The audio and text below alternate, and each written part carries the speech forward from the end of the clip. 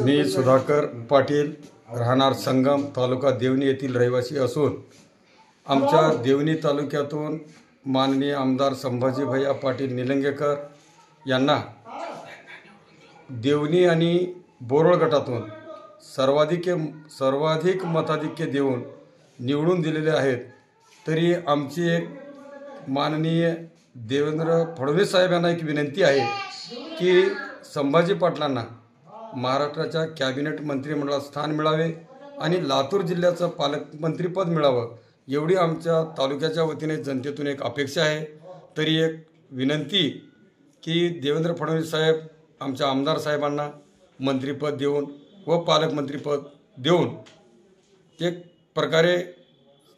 तालुक्यामध्ये विकासाची गंगा कशी वाहते अशा मनमिळावू आमदार साहेबांना एक प्रकारे मंत्रिपद देऊन उपकृत करावे अशी आमची जनमानसाची